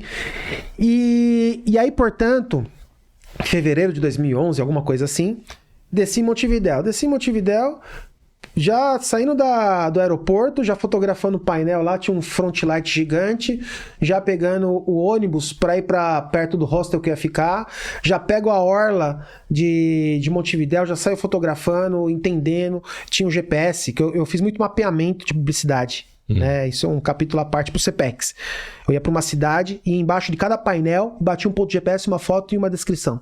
Fiz muito isso, né, pro CPEX, para poder dar suporte às propostas de lei da Mônica e depois eu sozinho. Então eu fui para Montevidéu, depois subi para uma cidade lindíssima, Colônia de Sacramento, né, de ônibus, né? Depois peguei o Buquebus, o Buquebus, que é um barco que eu atravessei para Buenos Aires. Não tinha nem hotel reservado, né? Fotografando publicidade, achei um hotel, fiquei lá. E aí eu fiquei mais ou menos uns 15 dias em Buenos Aires. Rodei toda a cidade só fotografando publicidade e fazendo amizades. Então a Atacama Publicidade, que tem aqueles eletrônicos no Obelisco, Gustavo Brizuela, a Atacama me recebeu. Hoje eu conheço o filho dele, que teve agora em São Paulo, na LOH. Foi amizades que foram feitas naquele momento, né? O Guzman, esse jornalista, né? Ficamos amigos, né? Você quer ser amigo, você tem que, né, ter esse diálogo, né? Então eu lembro que eu levei a camisa do Santos para ele, né? Eu conheci a casa dele e ele foi fazendo meio de campo para que eu pudesse entrevistar empresários do segmento. Então, no meu mestrado, que está disponível na internet, no site da USP, né? Basta procurar meu nome lá e está disponível. Tem lá mais ou menos umas 20 páginas de entrevista dos empresários, que eu pego eu tenho a entrevista inteira como anexo e tem o suprassumo que eu uso no meio da dissertação. Uhum. E aí, de lá, eu subi para Rosário. De Rosário, subi para Córdoba. De Córdoba eu visitei Altagracia para conhecer a casa de infância do Che Guevara, voltei para Córdoba. De Córdoba eu fui para Mendoza. Tudo isso ficando 1, 2 dias, 3 dias. Buenos Aires, fiquei bastante. E tudo fotografando. Mendoza, inclusive, foi o único lugar que fiz uma foto minha, que eu tava nos Andes, e lá de cima, na cordilheira, num ponto específico de turismo, olhava para baixo, tinha lá Quilmes, gigante, né, no meio da Rota 7, que é a rodovia que liga Mendoza até Santiago, né? Aí, de Mendoza, peguei um ônibus noturno para Valparaíso, né? Porque para Santiago não, vamos para Valparaíso, que é tipo uma Santos de lá, uma cidade portuária, que tem uma história bem legal e também tinha muita produção de grafite, que é outra área que eu comecei a pesquisar posteriormente. E de Valpo, vindo nas rodovias, vendo aqueles front light gigantescos, sei lá, tinha uns front light lá, cara, que devia ter uns, sei lá, uns 20x5, umas coisas meio que fora do nosso padrão aqui no Brasil, né? E aí fui para Santiago, e Santiago também rodei, fotografei, tal. Fiz 7.500 fotos, mais ou menos. Né? E aí o CPEX dando esse suporte, depois fizemos alguns trabalhos, exposições. Tem uma revista chamada Revista Sign, que... Eu assinava, Sign. Então, teve 6 edições que esse roteiro foi aparecendo lá. Eu acho que eu coloquei no meu Instagram, que eu tenho de mídia exterior, mídia geográfica, né? Que eu coloco um pouco desse material. Então tem lá. E aí é a maneira que eu vou tentando interpretar a cidade a partir da publicidade. Ou seja, sabe que legal você chegar numa cidade como Rosário e, de repente, Antônio, você vê em pena que tá sem propaganda, tá sem a lona, tá com uma obra de arte no artista local. Aí você fala, cacete, quer dizer então que os caras tiveram um insight de fazer um anúncio aqui embaixo de uma obra artística. Então, Sailona já tá pintado o anúncio aqui com um artista local conhecido. Sei lá, pega o Cobra. Sei lá, vou dar um exemplo tosco. Você tem uma empena. Não é tosco. O Cobra tem um trabalho...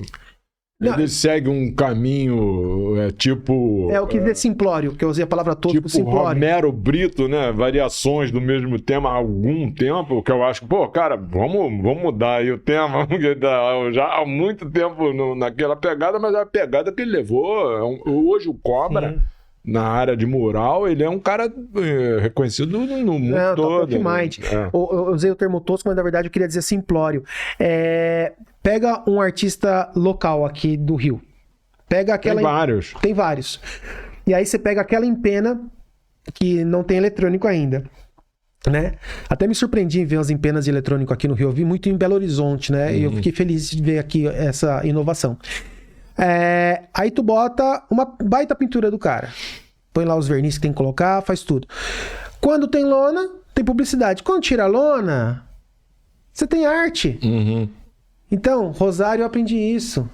Em Mendoza, eu já vi que o pessoal colava o sextuple, porque são as proporções da folha. Igual era São Paulo, Rio, nos anos 70, 60, né? A proporção da folha, quando não tinha central de outdoor que padronizou o painel de 32 folhas, né? Então lá na Argentina você tem o sextuple, né? Você tem essas proporções. E aí um belo dia, não, foi em Córdoba, acho que foi em Córdoba, eu vi o cara, na hora de fazer a colagem, já era papel adesivo, já era o adesivo. Pô, meu... Por que a gente não faz isso no Brasil? Eu nem entrei pra pensar se é caro ou é barato. Mas por que a gente faz isso? A qualidade, né? De você olhar lá o rosto da atriz, do produto, é outra coisa. Aí, nessas apresentações que eu fiz no CPEX, depois dos resultados, da minha entrega pro meu apoiador, né? Ok. Aí um dia eu tô fazendo uma vistoria no interior do estado, numa cidade X. Aí eu vi um outdoor... que era de um dos empresários que já tinha visto eu comentar isso, com adesivo. Então, assim, quando você sai da caixinha, quando você sai do lugar comum, cabeça explode. Cabeça explode. Só de você, São Paulo, Rio, Salvador, BH, não importa. Vários Brasis diferentes, né? Cabeça explode. Então, isso é um desafio para o criativo hoje de uma agência, né? De tentar entender. Foi o mote do Chico Preto lá, do PP. Porque o Brasil chega lá em Santa Cruz do Sul, o cara tem uma coisa, no norte é completamente outro Brasil, mas caraca. Eu tenho uma angústia. Como eu te disse, eu trabalhei na criação. Então, o que acontece?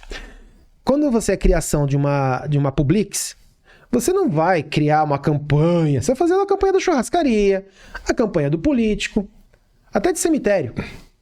Tá tudo certo, né? De motel, né? Que motel faz muita permuta com essas Não sei. Não, você nunca ouviu falar, né? Não.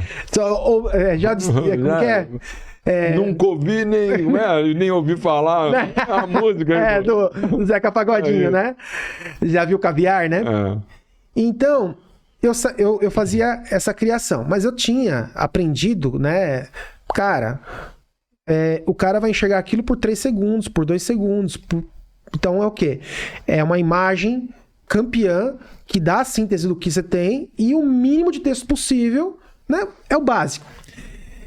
Antônio, quando você vai para São Paulo hoje, eu vou falar com propriedade aqui, tá? Isso eu tô falando, não é... Agora eu posso afirmar. O que eu vejo de campanha... que o cara tem que parar o carro, descer do carro para ler. Tinha uma campanha outro dia, eu moro no bairro do Ipiranga. Em frente ao Museu do Ipiranga tem um relógio lá. E tava uma campanha que era para doação, que é algo que para mim, eu gosto muito disso, de utilidade pública, né? Ó. Né? E tava lá, era doação pão, não sei das quantas. Quando você apoia, você não sei o quê. Então, como você bem sabe, o relógio, padrão de mais ou menos 1 por 1,5, a área de publicidade, o painel. Mais ou menos isso. Pouco mais, pouco menos. Mas era um QR Code numa via que eu andava rápido. E não tinha mais nada. Nada contra usar o QR Code aqui a colar. Mas assim, eu tô numa via de velocidade... E tem alguém, eu quero doar, mas não, você não vai dar, cara. Agora você tá passando, a não ser que você para o carro, desça do carro e vai lá passar o QR Code. Eu não quero aqui depreciar, não é isso, mas assim, o fato que você usou o exemplo das cidades, que cada cidade tem uma particularidade. No caso, São Paulo, que é um dos potenciais mercados de publicidade, por motivos óbvios, os criativos já estão perdendo a mão de criar para mídia exterior. Mídia exterior é síntese. Tá aqui, ó. 103.3 FM, WKMI. Ô, Sérgio, acho que eles estão perdendo a mão de criar. Eles estão entrando num processo meio artificial de repetição de coisas. Eu já... Isso é desinteressante para a própria propaganda, né? Eu citei aqui numa outra ocasião uma entrevista que eu vi do Hugo Rodrigues. Ele falando, cara, eu não era o Romário, o super criativo, aquele capau que tem um estalo e maravilha. Eu, tinha que trabalhar para criar. E o tempo tá ficando cada vez menos espaço para o cara ter o tempo para ficar ali, fazer 5.000 vezes a mesma frase para achar a frase perfeita criativa. Você entendeu? Então começa a ser repetitivo. E fora que, assim, na minha opinião, eu acho que nós vimos um boom técnico, né? Da entrada de uma nova mídia. Nós vimos a internet chegar aqui. Antônio, a gente estava passando um momento equivalente do que foi a Revolução Industrial, tá? Uhum. De 90 e poucos para cá, do ponto de vista social, do ponto de vista econômico, das técnicas, tecnologias, a gente está vivendo esse momento. Uhum. Tá? A história vai falar isso em algum tempo à frente. Exatamente. A gente vai ter que explicar o que foi os anos 90 nos anos 2000. Tá? Dito isso, o que acontece? No Mídia Dados de 99 não tinha internet. E já no Mídia Dados de 2022, internet é o segundo share. Como é que é isso? Onde eu quero chegar? Quero chegar que realmente eu tenho esse tipo de produção de arte para esse tipo de mídia que dominou parte das agências por razões da pulverização da internet. Uhum. Só que, ao mesmo tempo, a cidade com 12 milhões de habitantes, que, de certa forma, ajuda a puxar a economia do Brasil, que, de certa forma, dita, assim como o Rio, assim como Belo Horizonte, assim como Brasília, dita parte da cultura brasileira, o criativo já não sabe o que é mídia exterior. Por quê? Porque esse moleque não viu isso lá. Não viu isso lá. Olha só. O cara não sabe o que é isso. O cara não sabe que ele tem que criar alguma coisa para 2 segundos. Uma vez o Rodovalho me deu um livro da DPZ, né? Das artes, das campanhas mais notáveis e tal. Porque quando você cria para mídia exterior, é síntese. Criar para mídia exterior é uma alquimia. É lindo. Tanto é que meu processo de escrever, quando eu vou escrever um livro, eu não consigo escrever sem colocar imagem. No que eu estou escrevendo alguma coisa, eu tenho que colocar imagem naquela hora. Que o cérebro seu começa a funcionar de outra maneira. É uma intersecção. Aí tu pega as campanhas antigas da Panam, as campanhas antigas dos bancos. Nunca você vai ver textão. Você está vendo lá o Didi Mocó, não é isso? O Renato Aragão, campanha da loteria não sei das quantas, um signo, um elemento e fazendo tudo conversar. A mídia exterior nasceu com os cartazes. Aliás, tem até esse assunto também para ter aqui. Nasceu com os cartazetes. Ó, peguei aqui a Revelia. Esse livro eu vou te dar. Então, logo chega em São Paulo, eu vou pedir para essa empresária de Valência mandar pra gente, a Maria Ângeles Vavaró, que ela leva à frente o Centro de Documentação Publicitária lá em Valência. E aqui ela pega a história dos fixadores, dos coladores de cartaz. Quando você olha as campanhas do século do século XVIII, do século XIX, o texto é o mínimo, cara. Então, como que eu vou parar na Avenida Ricardo Jafé, em São Paulo, na Marginal, onde for, onde tiver, para ver lá que, tem um negócio aqui, não tem como. Ou seja, por uma coincidência de fatores, o Brasil começa a perder à medida que um dos lugares que tinha mais criativo para esse segmento deixou de ser celeiro. Não tô com chauvinismo, é prático o negócio. Por quê? Se a lei entra em 2006, o moleque que nasceu em 2006 tem quantos anos hoje? Já tem seus 15, 16, 17 anos. Ou seja, aquela geração dos anos 2000 tinha 5 anos quando aconteceu a Lei Cidade Limpa. É o cara que tem 20 anos hoje, que tá entrando na agência. O cara que nasceu em 99 tem seus 24 anos hoje. É o cara que tá ali já com um sênior, talvez, tá numa posição de criativo. Esse cara não viu. De verdade. Tá entendendo? Então, com isso, não é que São Paulo... Não, é que tem toda uma cadeia. Tem toda uma relação. Quando você pega uma cidade, do ponto de vista geográfico, ela exerce influência em todo um raio, né? Ou Niterói não é tributário de Rio de Janeiro, no sentido da publicidade? Claro que é. Você tem as empresas locais, eu sei disso. Mas quanto que depende da campanha que é fechada aqui, da criação da agência daqui? Santa Cruz e tantas cidades aqui do retorno. A mesma coisa São Paulo, qualquer grande cidade do Brasil. E no caso São Paulo, ela tem um poder... pelo menos nos anos 90, nos anos 2000, de ser um dos motores da economia. Dito isso, a hora que você deixa de criar lá, de alguma maneira, você exerce uma influência negativa para o Brasil inteiro. Entende? E aí a gente perde muito. Então, a gente estava falando com relação às particularidades, né? Eu acho que a gente tem uma grande perca. E criar para mídia exterior é uma alegria. Tanto que nesse livro aqui que você tem aqui, do Outdoor, se eu não me engano, aqui tem inclusive aquela questão das proporcionalidades, das cores, né? Uhum. Das cores, que eu sou apaixonado, que é... Aqui, ó, isso aqui é mídia exterior. Você passa o 1000 calçado todo dia, acabou. Virada total, não vaza, é Motep. Ah, mas isso aqui é meio... Cara, vai fazer isso aqui. Vai fazer uma foto campeã para você poder fazer uma campanha do iogurte aqui, da bateria e tantas outras que você tinha que ter. Aqui, ó, que eu tava falando do BCN. Na verdade, o da poltrona. Poupança BCN é sagrada, hein?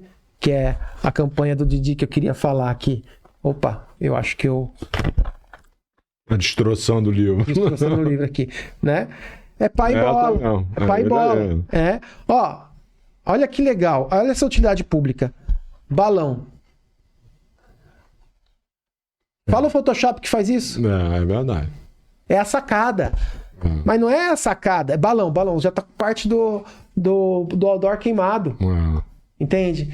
Então, assim, eu acho que se isso, inclusive, pudesse ser bem utilizado para a utilidade pública, eu acho que essa poderia ser a nova onda para que pudesse criar projetos de lei, ideias, consensos para o século XXI.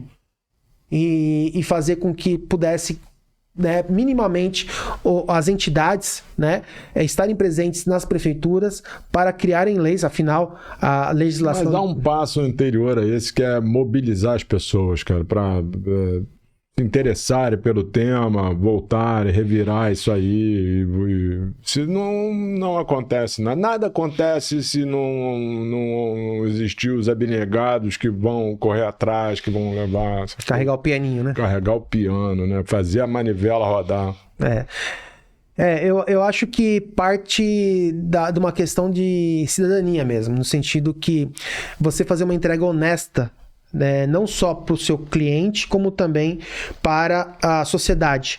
E além da tributação, que só é visível para quem está do lado do balcão da prefeitura, além da fiscalização, que só é para quem é do meio, eu acho que você consegue mobilizar a sociedade minimamente se você fizer uma entrega que envolva a utilidade pública e ou a arte local.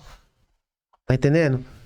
Você pode não ser apaixonado por grafite, mas sei lá, que painel que a gente vai deixar a lona lá com o espaço para os grafiteiros regional, se é com equipamento condizente, fazer a campanha fazer alguma coisa quando tiver sem campanha, por exemplo. Uhum.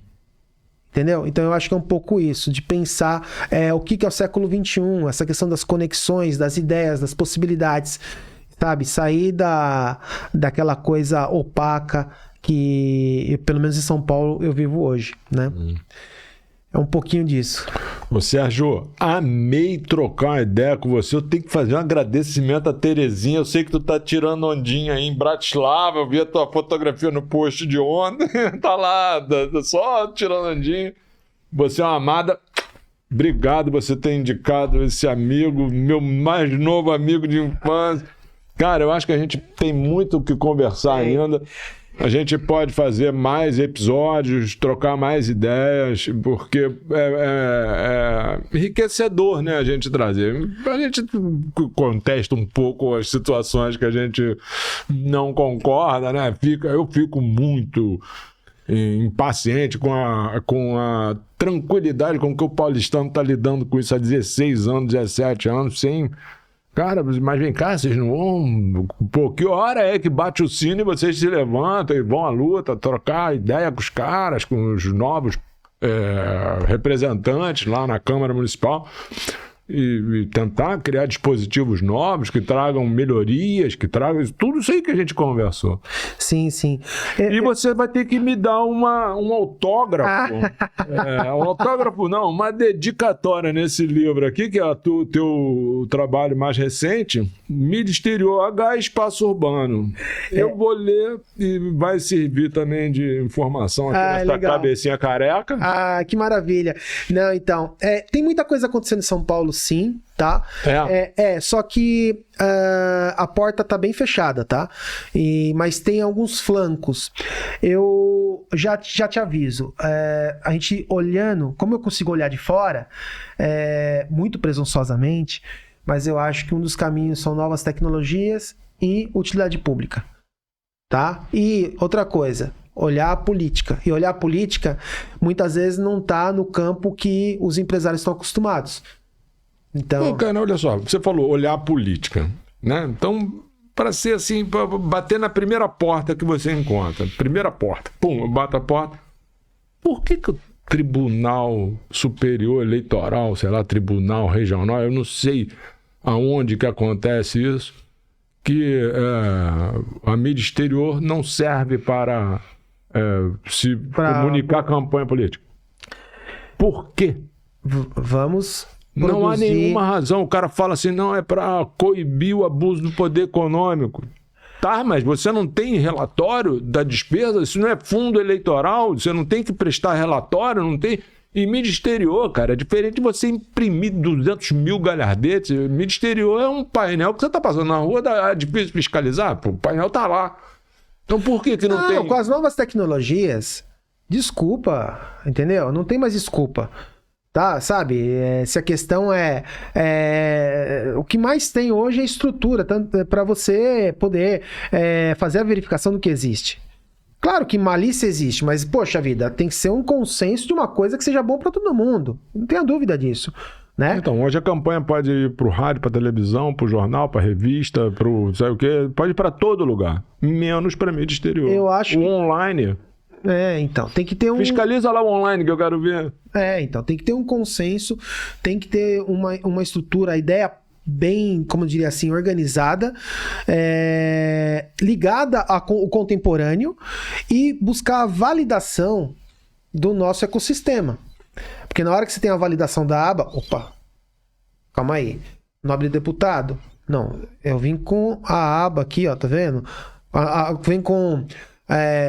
quais são as entidades? Os CPEX, a FENAPEX, mas tem outras entidades do mercado publicitário propriamente dito que tem que dar sua canetada embaixo. Então tem que ter um road. Tem que, cara, formiguinha, fazer todo mundo concordar desde do que eu tô presumindo aqui, do que vai ser essa mídia exterior do século XXI, tá? Já dando a deixa de possibilidades, como também a questão da volta da publicidade, né? Sobretudo se você pensar que aqueles políticos mais modestos que têm um trabalho social, que estão lá na periferia, como que esse cara consegue... Se comunica, entendeu? Então, assim, são possibilidades. E isso precisa botar num livro desse tamanho, talvez um pouco mais grosso, mais pra cá, mais pra lá, com a assinatura do Antônio José, com a da Terezinha, com o Rodovalho, com o Ciclano, com... fazer todo mundo ter um consenso e, cara, ter uma paciência de Jó pra botar o maior número de braços juntos, entendeu? E exercer uma política sem fisiologismo. Acabou o fisiologismo. É isso aí. Tá certo? Você me faz uma dedicatória linda e maravilhosa, porque esse episódio vai ficar aqui como o meu episódio do coração. E você que assistiu esse conteúdo e que curte a nossa conversa, o nosso papo, esse papo descontraído, que traz uma riqueza de informação bastante relevante. Se você ainda não está inscrito no canal no YouTube, você vai lá agora, nesse momento, e se inscreve no canal. Porque a contribuição de vocês é essa aí. Tudo que você está me pagando para fazer esse trabalho é isso. É a sua inscrição, o seu like e o seu compartilhamento. E você que está na nossa audiência aí, que está nos ouvindo no Spotify, maravilha de estar dizendo para você que hoje a gente é o primeiro lugar no Spotify na categoria Mídia OH. A você todo o meu agradecimento. Sérgio, amei ter você aqui. Foi um prazer. Quero que você venha mais para o Rio de Janeiro. Toda vez que você estiver aí, tu me liga. Esse teu livro vai ficar aqui, eu vou ler ele. É um prazer. Que a gente perde aqui um... Tem uma situação inusitada aí, só para comentar desse livro, que foi lançado na Future Print, né? Que é aquela feira que eu mencionei, que vai acontecer agora em julho. Me manda o convite. Você tem meu e-mail lá, me manda o convite. Sim, o Zap? Sim, vou mandar sim. É uma feira muito legal. Nós vamos fazer um dia que vai ser o OH Day, né? Vai ser um dia só falando de OH, dentro de uma feira que vende insumos para o mercado de mídia exterior, como um todo, né? E aí eu lancei ano passado, né? Junto com o apoio do Instituto Ícone, do CPEX, FENAPEX, CPEX São Paulo, né? É o apoio do Wilson, né? Um grande querido, né? Que eu invento as modas e ele tem que sair correndo atrás para resolver comigo, né? E aí, aqui... eu tentei pegar, como eu comentei lá aquela hora, a publicidade do passado, né? Aquele exemplo do painel invertido. E tem um outro exemplo que eu queria só rapidamente comentar, que eu não queria deixar, que é o seguinte: tem um grande empresário, ele faleceu recentemente, Valentim Germano Sola, né? Sim, ele era o proprietário da Publitas, sim. Né? A Publitas, creio que foi a maior empresa de topo de prédio, sim. Né? E tinha um parque fabril absurdo, produziam muita coisa e tal, né? Mídia exterior full, né? E eu tive a oportunidade, quando eu falei pra você que em 2008, 2009 a gente fazia um trabalho no CPEX e tal, na época tava brotando no YouTube, né? Falei pro Rodovalho a gente fazer um YouTube do CPEX colocando as entrevistas. E eu comecei modestamente a fazer entrevista com o que eu tinha de equipamento, coisa bem simplória, né? Tanto que nem foi divulgado e tal. E o Sola, uma figuraça, uma pessoa muito, muito legal mesmo, né? Ele contou várias histórias. E uma delas eu documento aqui, que é o seguinte. Tem uma avenida importante em São Paulo que é a Tiradentes, né? Ela é o corredor norte-sul. E na Tiradentes, ele tinha um painel da marca Caracu. Isso nos anos 50, 60, alguma coisa assim. Então, ficava piscando. Já tô imaginando onde vai chegar. Caracu, Caracu, Caracu, Caracu. E aí teve um funcionário dele que foi demitido. E, ao que parece, teve uma situação litigiosa. Não teve dúvida. O cara foi lá, desligou as letras C-A-R-A. Desligou o cara. Então, o painel, a represália do funcionário... ficava piscando. Seu nojentinho. Seu cu. Você sabe como é que liga o gás neon? Eu sou dessa época. Eu fui. Coisa mais linda eu fui ao Sola. Eu trabalhei com meu pai aqui nessa empresa que eu te falei, maçom, né? E aí, em um determinado momento, me desentendi com ele, aí fui pra luta. Aí, vou trabalhar, eu vou aprender a fazer isso, sou do meio de campo disso aí, eu vou fazer isso aí. Aí comecei a trabalhar fazendo manutenção de luminosos. Olha só. E aí eu tinha lá vidreiro. O neon, ele é uma série... Coisa mais linda do assim, mundo. um transformador que bombeia dentro de um tubo Um gás. uma capacidade de volts que faz com que aquele gás que está dentro do tubo Vira um condutor e vira luz. nesse processo de E aí combustão. você tem gás argon e gás neon, que é azul e vermelho. E depois os tubos começaram a fabricar tubo colorido para você ter as cores. Os sequenciais, eu lembro do meu pai fazendo sequencial de um restaurante de bowling, de boliche. E aí o sequencial, meu pai inventava sequencial, cara, com uns negocinhos de cortiça, assim, ele cortava, aí aquele negócio ficava rodando assim, e a bolinha ia andando, apagando uma acendendo a outra, pra derrubar o pino do boliche lá. Putz, é a Eu coisa sou mais dessa linda. época aí, cara, fizemos muita coisa, e é muito interessante, né, toda essa história, não há registro de nada disso. Né? Uma vez, olha só que coisa. Eu tenho fotos lá dessa época antiga, mas fotos que estavam eu no chão, assim, para jogar fora. Olha só. Aí eu falei: o que você está fazendo jogar fora? Não, levei para casa. Eu tenho, sei lá, 2 dúzias, 3 dúzias de fotos Olha. das antigas, de 1930, 40. Os funcionários do meu avô. Os funcionários do meu avô usavam paletó, chapéu Panamá, sapatinho bicolor, era a roupa dos caras no dia a dia, no seu caminho de vai e volta, no seu, como o pessoal fala hoje, no seu trajeto de vai e volta, Sim. no seu roteiro de Sim. consumo, né? Era paletó de linho, Putz, chapéu sim. Panamá. Nessa época, funcionário. O cara era o quê? Era eletricista, serralheiro, era o mesmo que é hoje. Mas, de repente, tá com o chapéuzinho, né? Chapéuzinho Panamá, andava com o guarda-chuva, assim, que fazia sol, o cara abria aquele né, para fazer sombra. Putz. Uma época interessante. Eu guardei isso, tem até hoje uma mala lá em casa com esse material. O meu sonho é criar, somar, quem sabe, um dia para criar um centro de documentação. A Maria Conta Ângeles, comigo. Maria Ângeles Vavaró, que me mostrou que existe, na Espanha existe um trabalho desse, né? Uma querida também, que vou fazer o meio de campo para que você a conheça, né? E ela que me ensinou que existe a possibilidade de ser um divulgador de publicidade exterior. Eu falei, eu acho que eu faço isso, sabia? E nesse sentido, eu acho que se a gente não criar uma cultura, não criar uma documentação, fica difícil até a gente pleitear. Quem é você na fila do pão? Entende? Então, quando você cria, sei lá, um livro, uma atividade, isso, aquilo, você sedimentando que tu existe e vai criando toda uma energia, uma vibe, né? E quando isso se conecta com seus pleitos, que foi parte da nossa discussão aqui hoje, não, esse cara aqui, você vai juntando uma reputação, e nós temos uma reputação de vários momentos. Eu vi o acervo do Rodovalho de fotos, coisa mais linda. Ele tem os neons da Clock, da panela Clock. Firestone. Tem um monte de coisa. E tem uma foto... Dunlop. O pessoal de pneu saiu de... Putz. Era a presença forte. Bombava.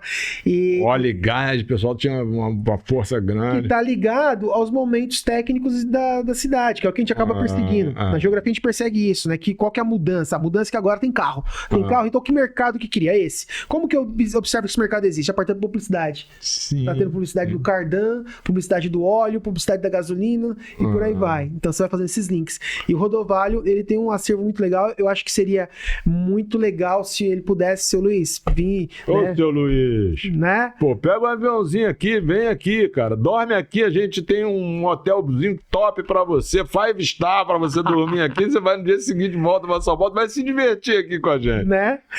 Mas é muito legal e assim, eu gosto muito desse meio e eu acho que a gente tem tudo pra virar a chave. Só que realmente tem que bater martelo, tem que carregar piano. Tem que trabalhar. E olhar pra frente.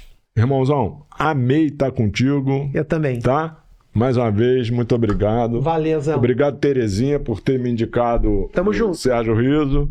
Senhoras e senhores, o amigo Sérgio Riso. Salva de palmas. Obrigado. Pra nós, Tony José. Valeu, gente.